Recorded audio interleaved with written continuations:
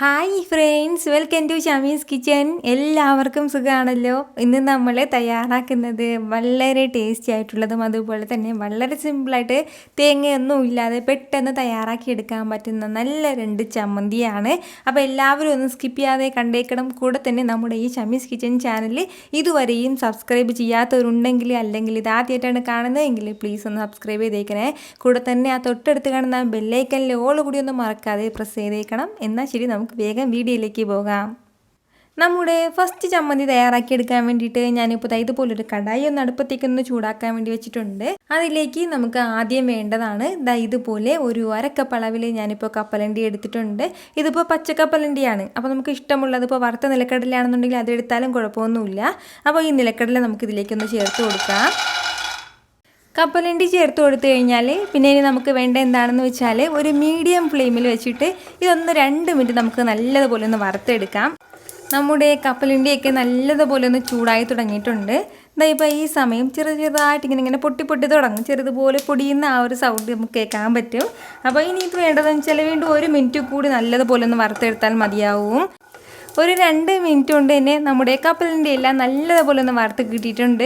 ഇത് ഇത്രയും തന്നെ മതിയാവും. ഇനി നമുക്ക് ഫ്ലെയിം ഓഫ് ചെയ്ത് കൊടുക്കാം. ഇതിപ്പോൾ നല്ല ചൂടാണ്. ഈ ചൂട് ചെറുതായിട്ടൊന്ന് മാറിയതിന് ശേഷം ഇതിൻ്റെ പുറം ഭാഗത്തുള്ള ചെറിയ തൊലിയൊക്കെ നമുക്കൊന്ന് മാറ്റിയെടുക്കാം. ഞാനിപ്പോൾ നമ്മുടെ കപ്പലണ്ടിയുടെ പുറന്തോടൊക്കെ ഒന്ന് മാറ്റിയെടുത്തിട്ടുണ്ട്. എന്നിട്ട് അതേ കടായിലേക്ക് തന്നെയാണ് കപ്പലണ്ടി ചേർത്ത് കൊടുത്തിട്ടുള്ളത്. ഇനി നമുക്ക് ഇതിലേക്ക് വേണ്ട എന്താണെന്ന് വെച്ചാൽ ഇതുപോലെ ഒരു 1/4 കപ്പ് അളവിൽ പൊട്ടുകടലയും കൂടിയാണ്. അപ്പോൾ നമ്മൾ എല്ലായിടത്തും കിട്ടുന്നത് തന്നെയാണ്. ഈ പൊട്ടുകടല ഇല്ലാന്നുണ്ടെങ്കിൽ പകരം നമുക്ക് കപ്പലണ്ടി മാത്രം വെച്ചിട്ട് നമുക്ക് ഈ ചട്നി തയ്യാറാക്കി എടുക്കാവുന്നതാണ്. അപ്പോൾ ഈ പൊട്ടുകടലയും ചേർത്ത് കൊടുത്തതിന് ശേഷം വീണ്ടും നമുക്ക് നല്ലതുപോലെ ഒന്ന് വറുത്ത് കൊടുക്കണം. ഒരു 30 സെക്കൻഡ് മാത്രം ഒന്ന് മീഡിയം ഫ്ലെയിമിൽ വെച്ച് വറുത്ത് കൊടുത്താൽ മതിയാവും. അപ്പോൾ ഈ സമയം നമുക്കിതിലേക്ക് പിന്നെ ചേർത്ത് കൊടുക്കേണ്ടതാണ് നമ്മുടെ എരിവിന് ആവശ്യമായിട്ടുള്ള പച്ചമുളകും കൂടി. ഞാനിപ്പോൾ ഒരു 2 പച്ചമുളകാണ് ഇതിലേക്ക് ചേർത്ത് കൊടുക്കുന്നത്.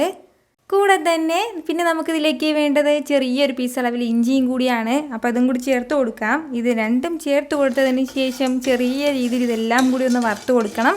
അതിന് ശേഷം നമുക്കിതൊരു മിക്സിയുടെ ചെറിയ ജാറിലേക്ക് ഒന്ന് മാറ്റി കൊടുക്കാം. വേറെ കൂടുതലൊന്നും നമ്മളിതിലേക്ക് ചേർത്ത് കൊടുക്കേണ്ട ആവശ്യമില്ല. അപ്പോൾ ഇത് ഇത്രയും തന്നെ മതിയാവും. ഞാനിപ്പോൾ ഫ്ലെയിം ഓഫ് ചെയ്യാണ്. ഞാനിപ്പോൾ ഇതുപോലെ മിക്സിയുടെ ഒരു ചെറിയ ജാറിലേക്ക് ഇതൊന്ന് മാറ്റിയിട്ടുണ്ട്. ഇത്രയും ആയിക്കഴിഞ്ഞാൽ ഇനി പിന്നെ നമുക്കിതിലേക്ക് വേണ്ടതാണ് ഇതുപോലെ ഒരു പീസ് അളവിലെ വെളുത്തുള്ളിയും കൂടി. അപ്പോൾ അതുകൂടി നമുക്കിതിൻ്റെ കൂടെ ചേർത്ത് കൊടുക്കാം. അതുപോലെ തന്നെ പിന്നെ ഇനി വേണ്ടത് ഒരു ചെറിയൊരു പീസ് അളവിൽ പുളിയും കൂടിയാണ്. അപ്പോൾ അതും ചേർക്കുകയാണ്. അപ്പോൾ ഇനി വേണ്ടത് ഇതിലേക്ക് ആവശ്യത്തിനുള്ള ഉപ്പും അതുപോലെ തന്നെ നമുക്ക് എത്രത്തോളം വെള്ളം വേണമോ അതിനുള്ള ആവശ്യത്തിനുള്ള കുറച്ച് വെള്ളം കൂടി ചേർത്ത് കൊടുത്തിട്ട് നല്ല സ്മൂത്തായിട്ട് നമുക്കൊന്ന് അരച്ചെടുത്തിട്ട് വരാം. ഞാനിപ്പോൾ ഇതുപോലെ നല്ല സ്മൂത്തായിട്ട് നമ്മുടെ ചമ്മന്തി ഒന്ന് അരച്ചെടുത്തിട്ടുണ്ട്. ഒരല്പം പോലും തരിയൊന്നുമില്ല. നല്ല സ്മൂത്തായിട്ട് വേണം നമുക്കിത് കിട്ടാനായിട്ട്. അപ്പോൾ ഇത്രയും ആയിക്കഴിഞ്ഞാൽ നമ്മുടെ സൂപ്പർ ടേസ്റ്റി ആയിട്ടുള്ള ചട്നി ഇവിടെ റെഡി ആയിട്ടുണ്ട്. ഇനി വേണ്ടത് ഇതിന് വേണ്ടിയിട്ടൊന്ന് താളിച്ചും കൂടി ചേർത്ത് കൊടുക്കണം. ആ താളിപ്പ് വന്നിട്ട് നമ്മൾ രണ്ടാമത്തെ ചട്നിയും കൂടി തയ്യാറാക്കിയതിന് ശേഷം ഒരുമിച്ച് താളിച്ച് ചേർക്കാവുന്നതാണ്. അപ്പോൾ ഇതൊന്നും നമുക്കൊരു ബൗളിലേക്ക് ഒന്ന് മാറ്റാം. നമ്മുടെ അടുത്ത ചട്നി തയ്യാറാക്കിയെടുക്കാൻ വേണ്ടിയിട്ട് ഇതുപോലൊരു കടായി അടുപ്പത്തേക്കൊന്ന് ചൂടാക്കാൻ വെച്ചിട്ടുണ്ട്. അതിലേക്ക് ഒരല്പം മാത്രം എണ്ണ ചേർത്ത് കൊടുക്കാം.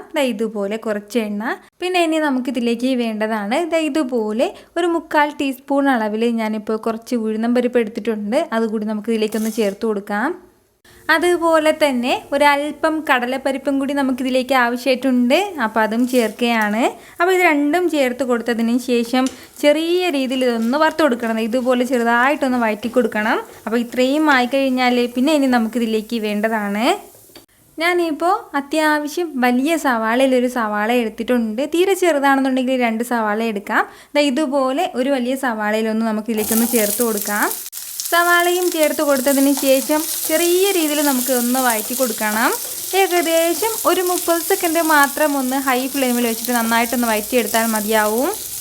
നമ്മുടെ സവാളയെല്ലാം ഞാനിപ്പോൾ ഇതുപോലെ ചെറിയ രീതിയിലൊന്ന് വഴറ്റിയെടുത്തിട്ടുണ്ട്. അപ്പോഴത്തേക്കും അതിൻ്റെ ആ ഒരു പച്ചമണമൊക്കെ ഒന്ന് മാറിയിട്ട് ചെറുതായിട്ടൊന്ന് വാടി കിട്ടിയിട്ടുണ്ട്. അപ്പോൾ ഇതുപോലെ ഇത്രയും ആയിക്കഴിഞ്ഞാൽ പിന്നെ ഇനി നമുക്കിതിലേക്ക് വേണ്ടതാണ് ഒരു 2 മീഡിയം സൈസിലുള്ള തക്കാളി ഞാനിപ്പോൾ എടുത്തിട്ടുണ്ട്. അപ്പോൾ അതുകൂടി നമുക്കിതിലേക്കൊന്ന് ചേർത്ത് കൊടുക്കാം. തക്കാളിയും ചേർത്ത് കൊടുത്തതിന് ശേഷം വീണ്ടും നന്നായിട്ടൊന്ന് വഴറ്റി മിക്സ് ചെയ്ത് കൊടുക്കണം. എല്ലാം കൂടി ഇതുപോലെ ചെറിയ രീതിയിൽ എല്ലാം കൂടി ഒന്ന് മിക്സ് ചെയ്ത് കൊടുത്തതിന് ശേഷം പിന്നെ ഇനി നമുക്കിതിലേക്ക് വേണ്ടതാണ് ഇതുപോലെ ചെറിയൊരു പീസ് അളവിൽ ഇഞ്ചി എടുത്തിട്ടുണ്ട്. അപ്പോൾ അതുകൂടി ചേർക്കാം. കൂടെ തന്നെ പിന്നെ നമുക്കിതിലേക്ക് വേണ്ടതാണ് ഒരു 4-5 അല്ലി വെളുത്തുള്ളി അല്ലിയും കൂടി. ഇത് രണ്ടും ആയിക്കഴിഞ്ഞാൽ പിന്നെ ഇനി നമുക്കിതിലേക്ക് വേണ്ടത് എരിവിന് ആവശ്യമായിട്ടുള്ള വറ്റൽമുളകും കൂടിയാണ്. അപ്പോൾ ഞാനിപ്പോൾ വറ്റൽമുളക് കുറച്ച് വെള്ളത്തിലേക്ക് ഇട്ടിട്ട് നന്നായിട്ടൊന്ന് കുതിർത്തെടുത്തിട്ടുണ്ട്. വറ്റൽമുളക് ഇല്ലയെന്നുണ്ടെങ്കിൽ പകരം നമുക്കിതിലേക്ക് മുളക് പൊടിയും ചേർക്കാവുന്നേ ഉള്ളൂ.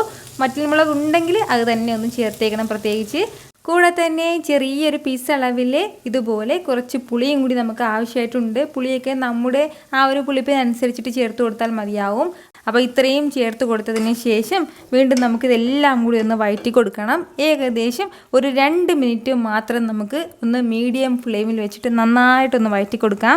അപ്പോഴത്തേക്കും നമ്മുടെ തക്കാളി എല്ലാം നല്ലതുപോലെ ഒന്ന് വഴണ്ടി കിട്ടിക്കോളും. ഒരുപാട് സമയത്ത് വഴറ്റേണ്ട ആവശ്യമില്ല. വെറും 2 മിനിറ്റ് മാത്രം മീഡിയം ഫ്ലെയിമിലോ ഹൈ ഫ്ലെയിമിലോ ഇട്ടിട്ട് നല്ലതുപോലെ ഒന്ന് വഴറ്റി കൊടുത്താൽ മതിയാവും.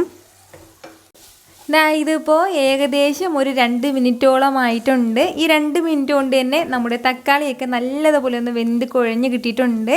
അപ്പോൾ ഇത് ഇത്രയും തന്നെ മതിയാവും. ഇത്രയും ആയി കഴിഞ്ഞാൽ പിന്നെ ഇനി നമുക്കിതിലേക്ക് വേണ്ടതാണ്, ഞാനിപ്പോൾ ഇതുപോലെ ചെറിയൊരു പീസ് അളവിൽ ശർക്കര എടുത്തിട്ടുണ്ട്. ശർക്കര വന്നിട്ട് നമുക്ക് കുറച്ച് കൂടുതൽ ചേർത്ത് കൊടുത്താലും കുഴപ്പമൊന്നുമില്ല. കുറച്ച് മധുരിച്ചിട്ടിരിക്കുന്നതാണ് ഈ ഒരു ചമ്മന്തിയുടെ സ്പെഷ്യൽ ടേസ്റ്റ് എന്ന് പറയുന്നത്.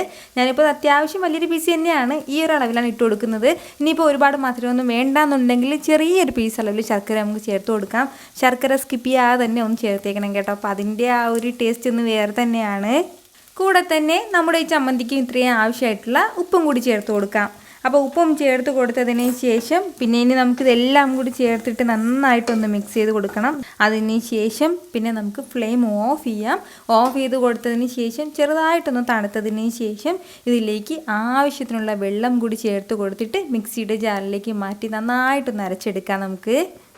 ഇതുപോലെ നല്ല സ്മൂത്തായിട്ട് ഞാനിതിപ്പോൾ അരച്ചെടുത്തിട്ട് വന്നിട്ടുണ്ട്. നമ്മുടെ ഈ ചമ്മന്തിയുടെ ടേസ്റ്റ് ഉണ്ടല്ലേ, അതൊന്നും പറഞ്ഞറിയിക്കാൻ പറ്റാത്തൊരു ടേസ്റ്റ് തന്നെയാണ്. ഉറപ്പായിട്ട് നിങ്ങളൊന്ന് തയ്യാറാക്കി നോക്കണം. അപ്പോൾ ഇതും നമുക്ക് ഒരു സെർവിങ് ബൗളിലേക്കൊന്ന് മാറ്റിയതിന് ശേഷം ഇത് രണ്ടിനും ഒന്ന് താളിപ്പും കൂടി ഒന്ന് തയ്യാറാക്കിയെടുക്കാം.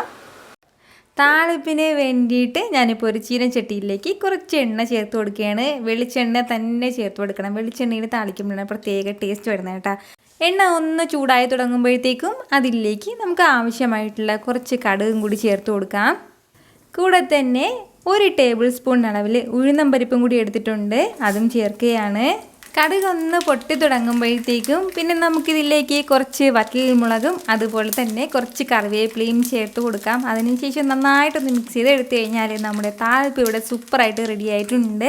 വളരെ വളരെ ടേസ്റ്റി ആയിട്ടുള്ള നല്ല 2 ചമ്മന്തികളാണ്. ഉറപ്പായിട്ട് നിങ്ങൾ എല്ലാവരും ഒന്ന് തയ്യാറാക്കി നോക്കണം. രാവിലെ ബ്രേക്ക്ഫാസ്റ്റിൻ്റെ കൂടെയാണെന്നുണ്ടെങ്കിലും അതെല്ലാം നമുക്ക് ഇഷ്ടപ്പെട്ടുള്ള ഏത് ഫുഡിൻ്റെ കൂടെയും നമുക്കിത് വെച്ച് കഴിക്കാവുന്നതാണ്. ട്രൈ ചെയ്ത് നോക്കിയതിന് ശേഷം നിങ്ങളുടെ ഫീഡ്ബാക്ക് എനിക്ക് മറക്കാതെ ഒന്ന് അറിയിക്കണം.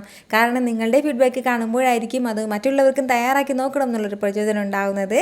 അപ്പോൾ ഈ വീഡിയോ ഇഷ്ടമായാൽ എല്ലാവരും ഇതൊന്ന് ലൈക്ക് ചെയ്യാനും കൂടെ തന്നെ നിങ്ങളുടെ ഫ്രണ്ട്സിനും ഫാമിലിക്കും എല്ലാവർക്കും ഇതൊന്ന് ഷെയർ ചെയ്ത് കൊടുക്കാനും മറക്കരുത്.